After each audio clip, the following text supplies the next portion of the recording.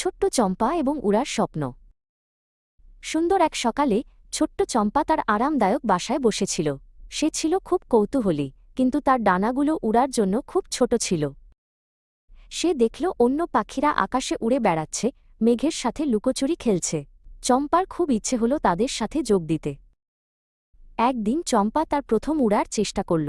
সে ডানা ঝাপটাল, কিন্তু শুধু কয়েক ইঞ্চি লাফিয়ে আবার বাসায় ফিরে এল। সে খুব হতাশ হল। তার পাশের বাসায় থাকত জ্ঞানী দোয়েল। সে চম্পার হতাশা দেখতে পেল। দোয়েল বলল, ছোট্ট চম্পা, হাল ছেড়ো না। প্রতিটি বড় যাত্রা ছোট পদক্ষেপ দিয়ে শুরু হয়। দোয়েল চম্পাকে শেখাল কিভাবে তার ডানাগুলোকে শক্তিশালী করতে হয় এবং বাতাসকে কিভাবে ব্যবহার করতে হয়। চম্পা প্রতিদিন অনুশীলন করতে লাগল। প্রথম দিকে এটা খুব কঠিন ছিল। সে অনেকবার পড়ে গেল, তার ডানাগুলো ব্যথা করত। কিন্তু দোয়েলের কথা মনে করে সে হাল ছাড়ল না। ধীরে ধীরে চম্পা আরও উঁচু লাফাতে শুরু করল। সে অনুভব করল তার ডানাগুলো আরও শক্তিশালী হচ্ছে। একদিন সকালে যখন সূর্য সবেমাত্র উঁকি দিচ্ছিল, চম্পা একটি গভীর শ্বাস নিল এবং তার সমস্ত শক্তি দিয়ে ডানা ঝাপটাল। এবার সে পড়ল না, সে উড়ল।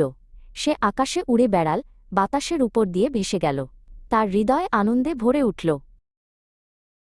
চম্পা বুঝতে পারল যে অধ্যবসায় এবং বন্ধুর সাহায্য তাকে তার স্বপ্ন পূরণ করতে সাহায্য করেছে।